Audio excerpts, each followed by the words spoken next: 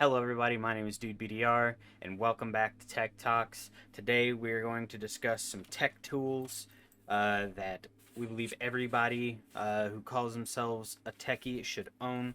We're going to talk about basically what we have, how we got it, what we use it for, what we think we're missing.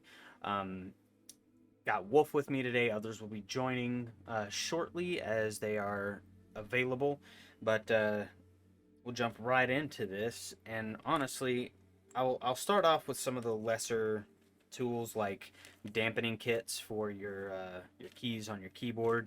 Usually they'll come with a key puller, looks something like this. We'll be able to go over the key and then pop it right on out, and you can pop it off there. And you take one of these O-rings. This one here is actually made for more of a kit for like Cherry MX, where you take this little rubber O-ring here and you slip it right over the little key actuator underneath the key cap, and whenever you tap it after that, it won't sound all snappy and clicky and loud. It should be a little bit quieter. Um, but yeah, Chris, have you ever used a dampening kit before on any of your keyboards? I've never used mechanical keyboard yet. I still Okay, use the okay. old analog rubber push button ones. I plan on using it until it dies because it's comfortable and I'm used Yep. to it. And switching a keyboard is always a process because, Yeah. at least for me, my muscle memory will be hitting wrong keys and stuff. It does take a while to get used to, and the lighter key presses are a little a curveball as well. So Yeah, I've getting used around them. that, I've used them in my friend's house, and just the weight of my hand will end up hmm pushing keys unintentionally. yeah, yeah, I had to get used to that as well, especially with like really lighter key presses. 'Cause some of these keyboards that I've had, uh, they have some really light actuation pressure, so that's something. um, some odd and end ones that folks may not really think about, but toothbrushes. Having just picking up some spare toothbrushes that haven't really been used for brushing the teeth, but like I use this one right here for cleaning some thermal paste off the bottom of one of my CPUs. Got there by accident, kind of like pulling the CPU off to clean some old thermal paste off of it and put some new on. As I was cleaning it off, it kind of fingered off the towel and slapped underneath the end of the CPU. So basically, all I did was I grabbed it, and you know how you got the little fingers coming up and they're in the rows, and then you can see like perfectly down the row here and here as long as they're not bent. Well, you take it and you go, toward the edge in one direction. You don't want to back and forth, but you go in one direction there, and then you'll go in another straight direction toward the close edge there. And you just want to keep doing that nice and gently until you get it all off. So yeah, I got two things to add to that. Try not to use a used toothbrush. exactly. And Brand new. if you get a brand new toothbrush, I suggest you spend at least a couple of minutes like rubbing that against something fairly coarse. Yeah, yeah, you can kind of tell with this one because this is the one that I'm using currently. You can kind of tell like the ends have been kind of frayed up some. A brand new toothbrush I will still leave need to do little that with these plastic two. particles. Those are still practically brand spanking new. In I gotta. addition, for odds and ends, I suggest Q-tips. Yep. Every good techie who's going to clean stuff should have Q-tips. Yeah, mine are. I And didn't think to bring them over here. the highest alcohol you can get. I have 91, but Yeah, I got 91 as well. if you can find 97%, that's what you want to use for electronics. I have some wipes that are 95% uh, concentration in the wipe. Also a an eraser. I don't know if you've ever had like fouling or scoring on any of your parts, but to get that off, to get it off the contact, you just take your eraser and you very lightly rub it up against it, and it picks up that fouling without like being too harsh against the contacts. so you don't like accidentally knock the contact loose or peel it off a little bit, and you just rub that soft rubber up against it, takes off the fouling and carbon buildup if there's been any kind of like zapping or misconnections. So yeah, odd and end things like that. Also, you don't need a steamer. If you have a steamer, it can be useful for taking off stickers and stuff to get Right, yeah, access to yeah. screws if you don't want to destroy the sticker. But you can always microwave a wet paper towel. Put something dry in between it and use that steam to help pull off the stickiness of the sticker. You can use a plastic razor blade to gently ease it up and off. Here's one that you definitely gonna want to need, uh, a grounding wrist wrap. Basically, if you're gonna go to work on your computer, pop this around your wrist, ground yourself to the computer case or another metal object, like say this fork or the computer case. You that there, and this will be around your wrist, and you're grounded. No static electricity. Definitely get you one of these. There's also like static mats and stuff you can use. I'd prefer to use these because it's stretchy and I can stretch it half the room long if I got to, and so I ain't got to worry about keeping everything in a certain spot. If I need to move something around, I can move it around, or I can move around it, and I've got all this room to move. Oh, I should grab something. Hold on. Okay.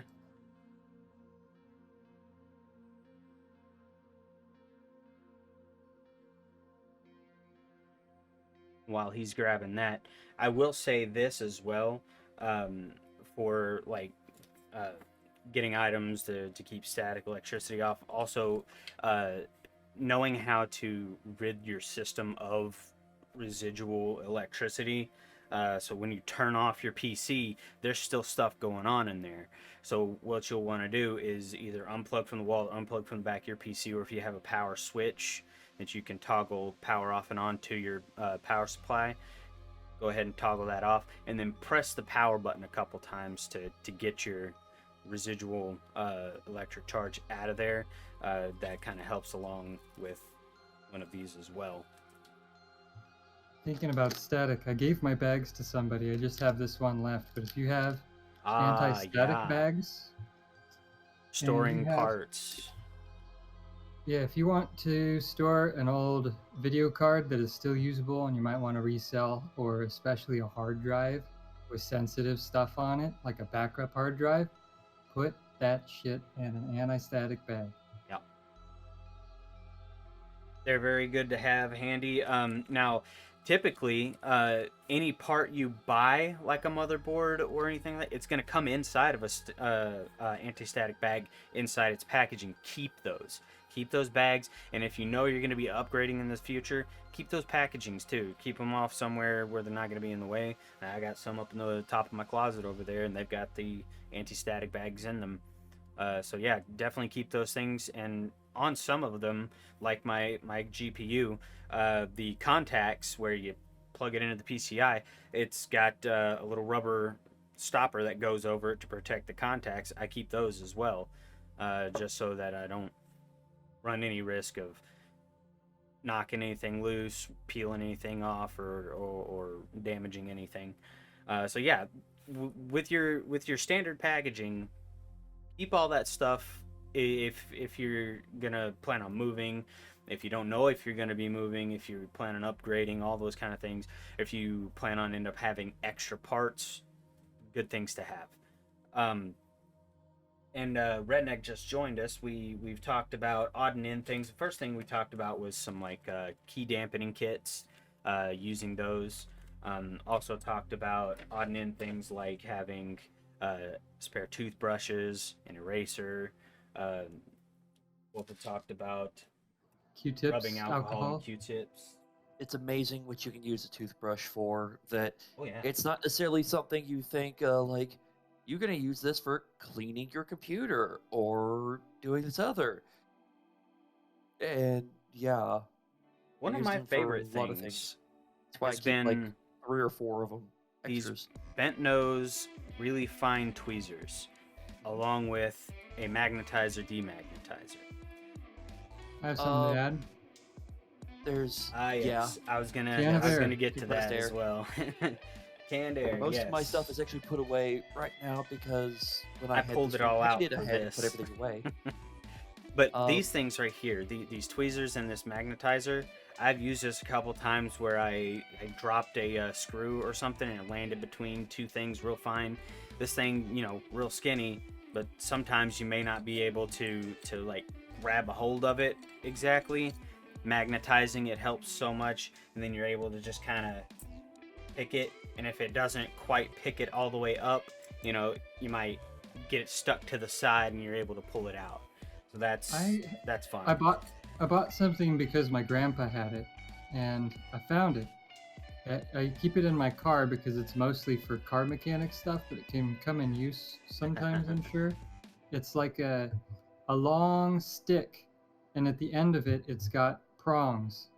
You push a Yes. button and the prongs go out. Yes. You let go of the button and it grabs. I've used that for working on guns, actually, to pick up, like, tiny springs or pins. If something is lost in a compartment that your hand cannot fit, but a tiny little metal tube can, there you go. This tool can grab it and get it for you.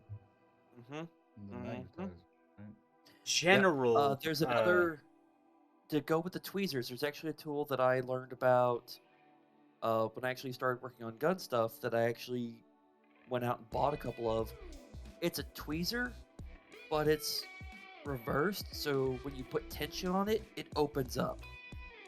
Oh, release tension, it yeah, clamps I've seen some of those. Kind of like a clothespin. Yeah. But Was it's it one of the ones tweezer. that had like the multiple teeth that came together? Like two on one side, one on the other? This is literally like a tweezer, an actual just standard tweezer. Mm-hmm. Okay. I've haven't seen them used like that. I've seen them where they've had like the little teeth or whatever, and I've seen where like a doctor has used them to kind of like pick some dead skin real like gingerly from around like it's a healing similar to wound. The ones that the doctors use, because it's basically just a tweezer that the metal bar is then it reverses, so squeezing opens, releasing it closes, and I found that's great for setting tiny screws into place, because half the time my issue is not necessarily threading it in, Right, it's getting it to sit there go, where it needs to be. because like like the M.2 screws, they're so they're skinny. very little. If you try it, and if you put them in at a wrong angle and put pressure, you're going to cross thread it. Right, and that you don't And want that, especially with tiny The little screws magnetic- like that. The magnetic So- screwdriver can help with that as well. Yes, it's just that Right. I always try to exercise a level of paranoia when using magnetized anything with computer parts. As we get more digital with our stuff, like with SSDs, that's Right. becoming more and more true. But Yeah, well, I'll say this: half of the tools I use, or actually 90% of the tools I use, were not designed for use on a computer. So I've got like standard magnetized screwdrivers, and I'm like, this is probably way too much magnet for using around sensitive electronics. So I try to use basic tools because the good stuff I've got is not for computers. Right. speaking of magnetized, I don't have Magnets, one. man. I don't have one because my workspace is undisturbed and large. But a lot of people like magnetic mats. If they're gonna Yes. disassemble something with many screws, you can put it all down and it won't move at all. Oh Where yeah, if you have and being able to you have a grip house the with- screws too. That would be real handy Yep. for grouping them. yeah, if you one have thing a I will house say- with kids or pets, get one. Or carpet. Ugh. Yeah. Tell you how One many thing I will tiny say about screws I've lost to the carpet. magnetized mats. This is something I learned the hard way. Do not get one in black. Black or dark gray. Do not get it in either of those two colors for a very simple reason. Black Ooh. screws, if they're tiny, they will blend in and you'll have to literally feel around to find it. or shine a light on it because they just blend in. And since most of those magnetized mats have ripples in them for like mini trays almost, if the light's wrong and it's in a shadow, it's gone. You don't see it. Speaking of that, for an alternative for the magnetic mats, you have those trays with Yes. numbered slits and slots and divots. And I would still I would if you don't want to as get the one of accident those, prone one, find a way to secure it to the tabletop, because if you bump it or knock it over, all that goes flying. well, I've got a poor man's Game. solution, and that is an egg carton. Oh yeah. If you've got a group screws that are all the same screw as you're disassembling something, you can put them into the thing in the egg carton. Or just egg foam. Just a sheet of just that foam. I've actually used that before, and it works really well, because it's not one of those you bump it and the whole thing can flip because of how flexy it is. So you just set it down and just put your screws in it. Now, I do want to mention, you Improvise. had said something about using a light. Having a flashlight. That's a good techie tool to have. A Or a Just headlamp. flashlight. a headlight or a pen light. Do I actually have Or it in like here one of these that's still? small enough you can... You know, I think it would be a good idea is if they managed to somehow make UV coated screws. That way you could just take a UV light to your fucking. Well, you can make that manually just by putting a little bit of highlighter on the. Well, then there you go. Yeah. on the head. I feel Yeah. like that should be You a can thing do that that. way, just in case you drop it, and you just use the UV light to find it on Yep. the nightmare that it's a carpet. You know what I mean? Yep. So small pen light. Got a couple of the smaller that's what I lights. Streamlight, I like ProTech, these.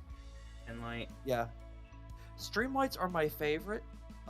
They're small, they run off AAA batteries. They don't...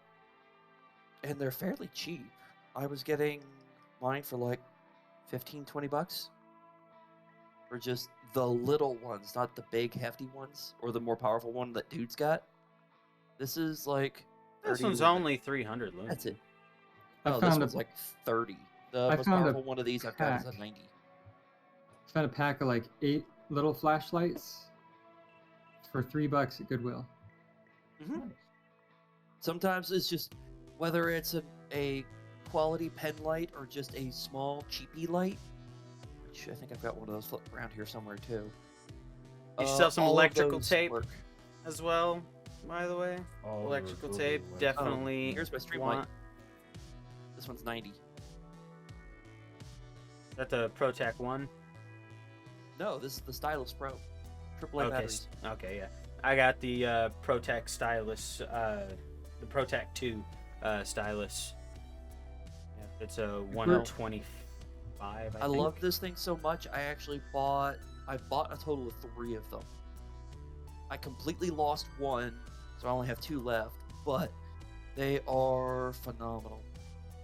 If we're gonna get into more advanced stuff like the electrical tape, I've got a small list. I just want to bang them out. Go ahead. Bang 'em. Bang So 'em. I keep it in my car. Rubber mallet. I would love to show it, but Why a didn't few you things, bring it? Because my car's out of commission at the moment. So they can come in a kit. You can find this stuff all in the same kit, but electrical tape with what's it called? The thing that gauges whether it's live or not. You touch the metal tip to it, and the light lights up or not. Continuity. Oh. Oh, yeah. Yeah, And with ohmmeter. the- checker. Yeah. A Voltmeter. voltmeter, soldering iron, That is definitely Dude more has advanced stuff. that. Yeah. There's a soldering You're getting iron, into things that I'm not ready to talk about yet. Screwdriver kit. a screwdriver kit with tiny screws. Bro, but chill. you want to find one.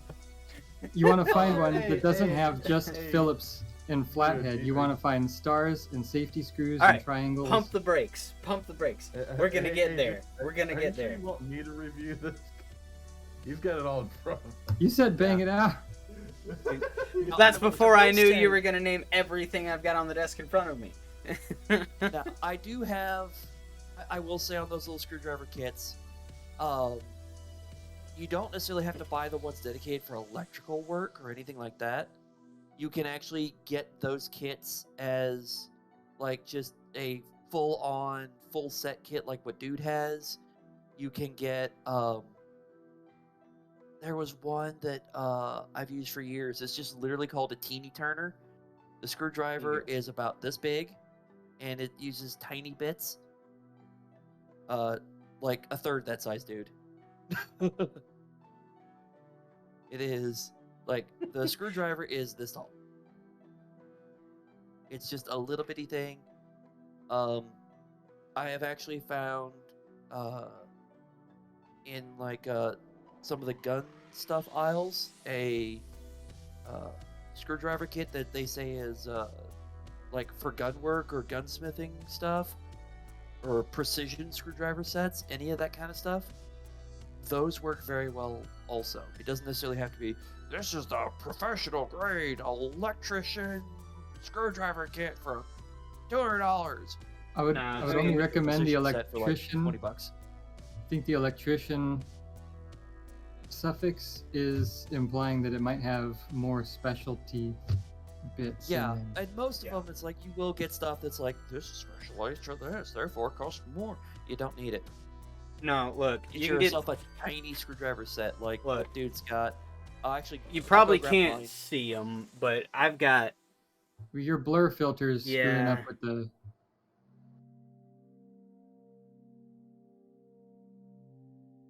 I wonder if fucking- it'll pick up mine.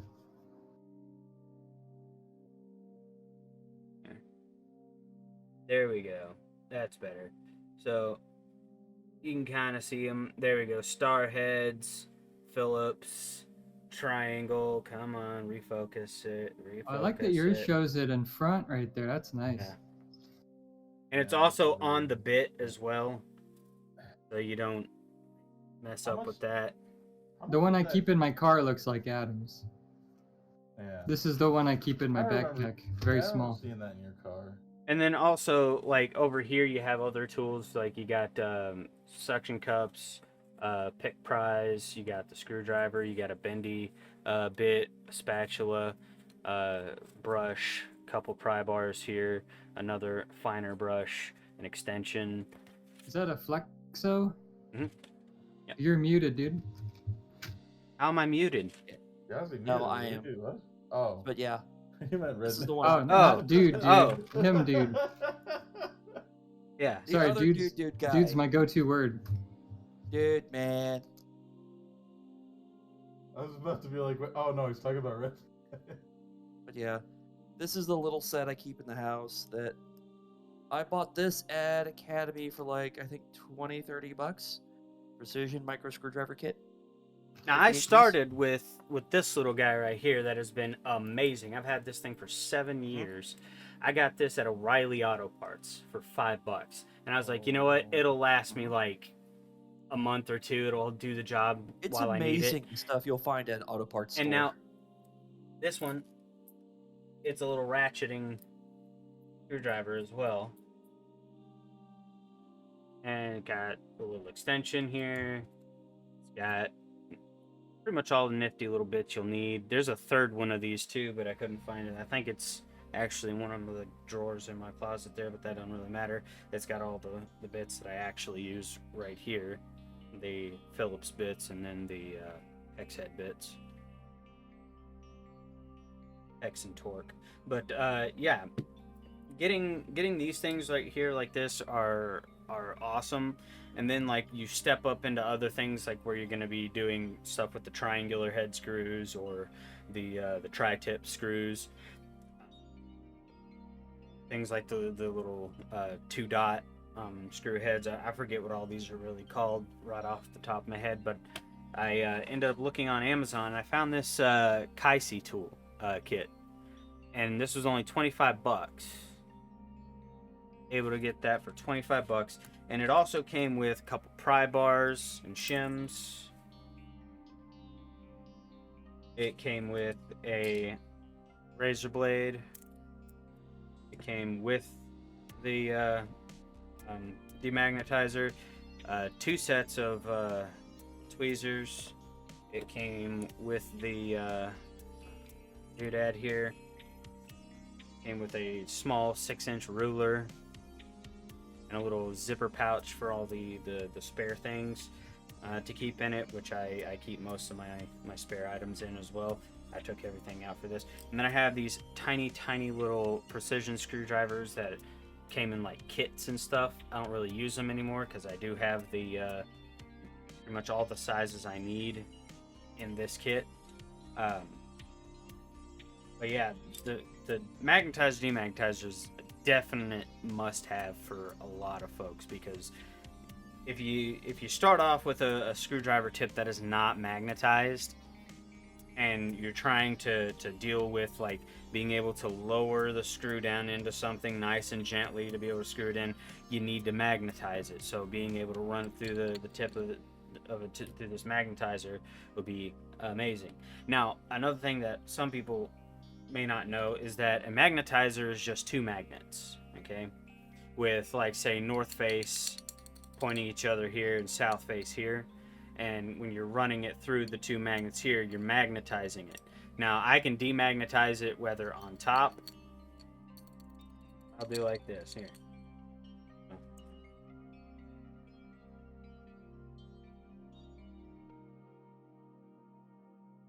There you go.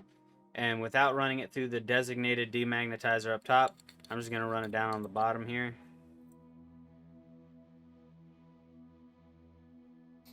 Nothing. So that's how a demagnetizer works. It magnetizes using 2 either north face or south face magnets facing each other, and then you demagnetize by going on one of the other sides. Because what this does is it creates a magnetic force within this that's more straight. It's going front and back, so that you have your north or your south opposites on the outside, with your north focused toward the center. And then whenever you do it like this, it turns it sideways again. So now your north and south is else place, and it's a much weaker force. So it's not magnetic anymore. But you can do it like this, as long as you keep it away from magnets, magnetized for years on end. Good stuff though. So yeah, get yourself a demagnetizer. You had mentioned a soldering iron with some silver solder. Soldering. Do it again. I'll stab you in the face with a soldering iron. Soldering iron, yeah. Ooh, Whoa, we're getting whoa. a whole new level. You're talking Get to my my friend all soldering wrong. Wrong tone. A long tone, yeah. You do it again, stab you in the face with a soldering iron. With a soldering iron. But yeah, I had got this initially because I needed to fix a body control module in my Camaro, and it turned out that there was a small connection. I've got like a box with like 30 different tips in it as well, like a wood burning kit as well. So I've got a whole bunch of different soldering tips for this. But basically, I needed to learn how to solder. I watched a couple YouTube videos, like, okay, I'm comfortable enough to be able to do it. Learn how to solder. Even got some of the flux to get the old solder off of there. Good stuff. Then I started using it to solder mis-soldered connections or poorly soldered connections on the back of a motherboard or a keyboard or inside of a mouse. I've repaired several things by soldering, just because the need arose. Do not solder in your room. No. No. No. No. Always do it in a well-ventilated area. Yeah. Yep. Always. Seriously. Like, do it in your garage, on a Or designated do it workbench outside. outside. Heck, I do it. I've done it where sitting on my kitchen table, had the window open here and a fan blowing across me, so it blow all the stuff out the Just window. Depending Also, on the if you job. use anything like solvent or anything for like cleaning any of those screws or parts, Mm-hmm. do that in a well-ventilated area. I learned that one the hard way years Yeah. ago. Depending on the job and what I'm going to need externally, like extra solder, I'll do it outside. It's Right. basically the same resistors welding. I don't know if anyone has done any welding over here before, but yeah, you inhale that shit. That's one of the leading causes for cancer. So you're like, I start really Not losing to money. You think a mention can of it air can have smells other bad. immediate effects. Yeah, Yeah, it's if you think not hairspray immediate. smells bad, Yeah, Wait till you smell burning metal chemicals. you just I am aware of melting, that 'cause I smell. probably- No, thank you. 'cause Pass. I was being taught how to weld like 3 or 4 years ago, and like, yeah, that shit just right up What- in your nostrils. You're like, "Ah!" One of my apprentice mistakes was I came across a integrated CPU motherboard for a laptop, and I looked up the error code. It was giving me a beeping error code. It was so shot, Mhm. and people said that this was potentially solvable by heating up the CPU chip to a certain temperature. So in theory, the thing is hosed, but a couple of connections probably broke on the CPU. So you're supposed to heat it up to a certain point to remelt and resolder those connections that are internal that you can't get to. So I was on the East Coast, not at my home, not with my tools, and I asked around, hey, does anybody have something hot? Somebody said, yeah, I got a blowtorch. So Oh, shit. what he didn't have was a temperature gun. That's another thing you should get, is a temperature gun. If you're doing any soldering or work like that, yes. So I very slowly gave it just a distanced once over with this torch just to kind of get it hot. But it happened so fast. I melted a hole in the CPU, and that smell Hmm? was Sometimes yeah. it doesn't take much. It does burnt not silicone It- and all it that smelled like- that it adhesive. smelled they like got I in could be there. dead in a week. Yeah, do not solder in your room. Right. You cannot get that smell out for shit. Yeah, these It wasn't my house. these shims and pry bars and suction cups and shim picks and stuff, those are really good for working on like phones and tablets as well, and even laptops where you have things that are pressure fit together. Like with phones, most modern phones, in order to get the back side of it off, you're gonna have to heat up the edge of it. So you get a heat gun, you're gonna heat up the edge of it just enough where it warms up the adhesive. Pop that suction cup on the back and start pulling it off. And you take these shims and you're gonna run it underneath there to pull the adhesive, or get the adhesive away from the rest of the phone, so that you can pull the back off the phone or the screen off the phone. 86.7. 86.7. That's Fahrenheit. And you also got So, Celsius. And no ghost in this room. Keep on. Keep on, keep it on. I was about to Yeah, be like, move yeah, on. no, there Move ain't on to the nothing next there. room. But no, yeah, that's a good thing to have. I use this because I refuse to work with live electricity because I've seen what it does, and that's scary Nobody AF. does. I've experienced that. For Yeah. anyone who doesn't Don't, play horror don't. games, that's from Phasmophobia that we were referencing. Yeah. Do you like having all of the muscles in your body from point A to point B contract as hard as they can?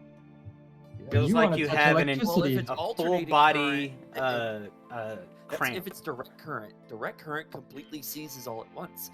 Alternating is what they use for like tasers and such, where it seizes, releases, seizes, releases, seizes, releases. And does so at extremely high rates. I've been Have you tased ever- before. If I think the easiest way to electrocute yourself accidentally for a layman, I think, is plugging in a dryer. Oops, I just it's funny you say that. You did? No, We did. Because the plug is so big and the angle is often so awkward. At least I did it once, where my fingers were touching the metal bars as soon as it made contact. And the catalyzing moment for me that I was just like, yep, I'm never gonna touch anything that's live with electricity. Not doing it. Was when my dad was changing the plug on our dryer. And he had taken the old plug off and he moved the dryer out and all this, and he had gotten frustrated because something was getting hard to move or whatever. But then he was like, wait, this is gonna work? and he goes to plug it in. And I realized about a fraction of a second too late that he hadn't connected the plug to the back of the dryer. It was still sitting on the top of the metal dryer. Like the contacts that connected to the back of the dryer were all resting on the top of the metal dryer, and he was holding on to it like this, and his arms all flat across it, and he's leaning over the back of it to plug it in, and he plugs it in, and all I hear is pop! Lights go off, and my dad goes poof up against the drywall, like that far behind him, small laundry room, but yeah. And that's why we have circuit breakers. Exactly. Yep. And geez, I saw that and I was just like, that was horrifying to watch. I'm never touching live electricity. I've had 2 experiences with it. Once as a dumb kid who didn't know any better. Right. And I learned real quick. The second was replacing an electrical outlet at a house. Mm-hmm. We had already done all the testing, figured out what walls went to what on the circuit breaker because it wasn't properly marked. It was one of those. It's vaguely marked. It's like north wall. Right. Okay, which north wall? See, like the one in our house, it was built back in the 70s, 80s, and they're all marked either plugs and lights, kitchen, front room, plugs and lights. I'm like, and it's like, which one goes to what? Like, okay, then what's powering the back of the house? What's powering the AC? What's powering what? Like, what's what here? And yeah, like, do a lot of testing. Yeah. Well, we tested. We found out what the west wall was. So, shut it all off. Start changing the plug. Now, if you're ever dealing with electricity or electrified objects, even if you've unplugged it, make sure you're using something with a rubberized grip so it doesn't conduct into you. Well, turns out whoever wired the house wired everything properly except this one electrical outlet. Way it goes. On the entire west wall, it was the sole thing that was actually not wired to the west wall circuit breaker. How did I find out? Undid the wires, cut one of the wires, and it burned, and it like arc welded a hole through the pliers.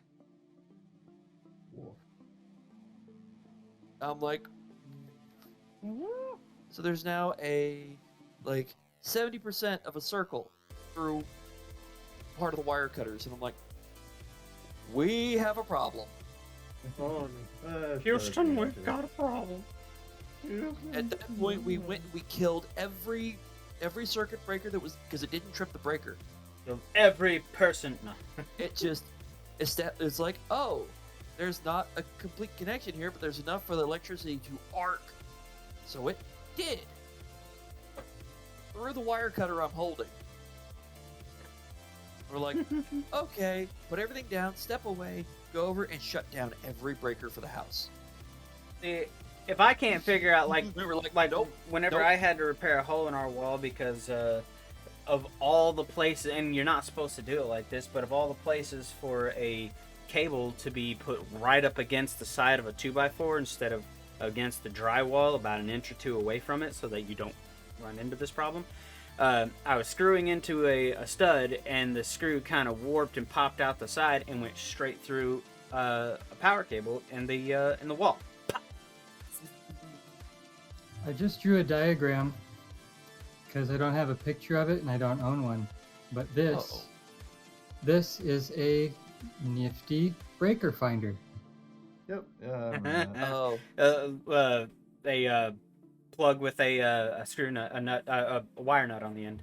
Yeah, you take a plug, you take the wires, you screw or twist them together, put a nut cap on it so you don't electrocute yourself, and you plug that into anything and watch it go pop. Mm-hmm. Now you know which circuit that plug is to. And those things are so easy to make. You take any old appliance or anything that you're going to throw away. Like a lamp. Or you go to Yeah. Goodwill with a pair of scissors. I didn't see that. Yeah. Wow, man. But no, like we there's couldn't figure another- out which one of the breakers was turning off the power to that wall, so we just turned all the power off. Yep, shut everything off. There's another one that we used to use because instead of just like arbitrarily tripping breakers, you can go to like Home Depot or Lowe's and you can get like little plug-in light bulb thing. Essentially, you just plug it straight in an electrical outlet and then you can screw a light bulb into it and you have light. There you go. So take that, plug it into the outlet, and start flipping breakers. See what action, if it stays on or turns off. That's a 2-person job, though. Depends Unless on where it the takes a breaker long is time. versus the outlet you're dealing with. Yeah, if you got a 2-story house with a basement, you might want a second person. But typically, yeah, you want the second person. Yeah. So there's a lot of nifty tricks, and this is just for electrical work. We've already mentioned a bunch of stuff for just using on computers. Right. I mean, and we're not going to dive too much further into electrical work because, I mean, that's something completely separate. Mostly just, we're going over these tools, and I think we've really hit most of the highlights of what you need for working on tech items and things like that. Like, whether it be consoles, computer, handheld devices, peripheral devices, cameras, microphones, such. Basically, you can get kits, you can piece kits together, you can basically put anything in your kit that you find that you end up needing. And don't ever think that there's any right or wrong item to keep in your kit, like this eraser for getting scoring off of contacts, or a toothbrush that you use to clean off this, that, or another, or if you need to get thermal paste out from underneath your CPU. It's this and that. You do what you need to. Heck, I've even seen where some people have styptic pens, or even like a glue stick that they've kind of sharpened in a pencil or a crayon sharpener, and then like if you get something down inside of a crevice for one of your connections in your motherboard, and you can't get to it, you take the end of that glue stick, you heat it up just very, very slightly where it's sticky, not stretchy or anything, but it's just sticky enough, and you can put it down there, pull out whatever fell in there, whether it be like some debris, a screw, or whatever. There's no like right or wrong things to keep in there, like unless you're like, oh yeah, I'm gonna use this water bottle and spray soap just in case I need to clean off my motherboard. Like, okay, well, if you're gonna do that, then make sure that what you're doing here is no electricity on it whatsoever, and it better be absolutely positively 100% completely free of water and moisture whenever you plug it back in. So that's a misconception for a lot of folks, is that, oh, if I put my tech item underwater, it's no good anymore. Well, if you plug it back in, then yes, it's no good anymore. But if it completely dries out before you run power through it, it can potentially be okay. Did I talk about this last week or the week before? My Nintendo GameCube? Talk about your Nintendo GameCube. I like Nintendo GameCubes. Yeah, Dude, did you watch the recording from last week? I have not. This is okay. Then you haven't heard this. This is actually good and worth retelling. This was really good. Okay. I was just gonna recap it. So I was 11 or 12, and my GameCube would work for 2 hours, and then it would freeze. I restart, it'd work for 10 minutes, it would freeze. I restart, it'd work for 1 minute, it would freeze. Mm-hmm. But if I didn't play it for a day, it would work for 2 hours again, and then it would repeat that cycle. So I examined it. I noticed there was like a stain on the outside, localized. I did like dirt collected on a spill, but I never spilled anything on it. So I examined it, I sniffed it, and I'm pretty sure my dog or my cat peed on my GameCube. So I go to the yellow pages, and you have to. I looked for anybody who could help, and I saw a video game repair shop. So you have to imagine some dude back in 2000 had some 10 or 11-year-old call them on the phone and be like, hey, my dog peed on my GameCube. Can I put that like underwater and soak it and clean it out? And the dude's like, no, I don't recommend that. You should bring it in. I said, how much was it cost? It's like, it's $80 for a diagnostic. I'm 10. I don't have $80. So what I do is I clean out my bathroom sink. I don't listen to the guy. I clean out my bathroom sink. Keep listening. It gets better. I put saran wrap on top of the sink, and I poke a little hole for the water to come through because I didn't want dust. I didn't want any contaminants getting in there. And I turned it on a slow drip for about 2 or 3 days. I noticed that the water did turn a little bit, stained, but after 3 days of a slow drip and the water was clear, the GameCube was completely underwater for this entire time. So I eventually, when the water became clear, I gave it another day, turned up the water a little bit, let it flush a little bit. I'm sorry, Mom, for wasting the water, but then I took it out of there. I didn't shake it, but let it drip for a while, and then I put it on my bed and I rotated it every day after school. I would let the fan blow on it with the tray open, and it was on my bed, so it had some moisture could be soaked into the mattress, and the air was blowing through it, and I let it sit there for a week. I didn't touch it for a week because I knew moisture would kill it. So eventually I plugged it back in, and it still works to this day.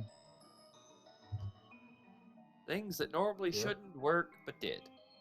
So water will not kill electronics if they're not actively having current run through it. Yeah. We should have a new segment, just like a miniature segment like that, called "Holy Shit, it worked." Since I did that, There you go. since I Maybe did we that, yeah. should. Since I did that one time with the water, later my PS1 and my Nintendo 64 were working intermittently. So I took out a casserole dish. I went to the store. I bought like 6 of these mofos, 91+% alcohol. I filled it all the way up, and I gave them all a nice bath, and I just sifted through there, and I gave them all one dip. I refreshed the alcohol. I gave them all a second dip, and they all worked perfectly. There you have it. All right, Andrew, wrap us up, and then we will move to Textra, and I will use that spare time to clean off my desk. Okay, so basically what we did is that we went through every tool that we had gone through, which was a soldering iron, a voltmeter, your basic handheld tools with different types of screws and patterns for them. We talked about how they work and why they're useful, along with the wrist guard. I don't know if you guys went through that or not while I was gone. I kind of came in a little late. What else did we talk about? Shared a couple of stories about how stuff worked. Like I said, just recently in this little copious thing that we did here is that we think we should start a segment called "Holy Shit, It Works." And That would be we just very kind of nice. we kind of went through some shared what kind of tools we own and what like the title says, it's a techie should own if they're going to be using their stuff. Odd-end things like toothbrushes. Yeah, and toothbrushes and the Q-tips. flashlights are always a must. Come up with some ideas, like I said, paint your screws with UV light, highlighter. Use UV light, air canisters, and like I said, basically just about everything on that list. And then dude actually showed off his Demagnetizer magnetizer. I unfortunately didn't have my camera on this whole time because of stuff going on in the background, but I'll have it on in tech. That's okay. And before we leave, our tech item of the week, I'll present it. It was going to be Costin, but he wasn't going to be able to be here today. But basically, our tech item of the week. Oh shit! Drop it. Shit. Here it is. Here it is. Flashlights. I'm not gonna say any flashlight in particular. This one here is a Streamlight, but I'm not gonna say that you should get any one in particular. but get you a flashlight. Get you a nice LED flashlight, the ones with the replaceable bulbs or crap.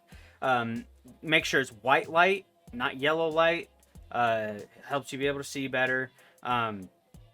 Make sure it's bright enough to be able to illuminate.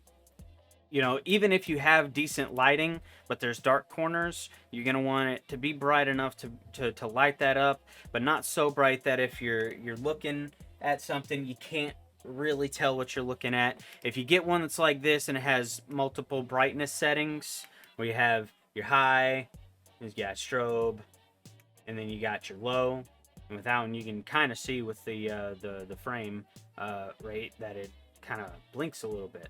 And that's the nature of an LED.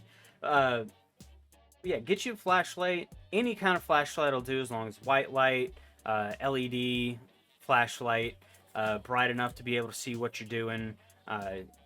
If you want a recommendation from me, Streamlight's good.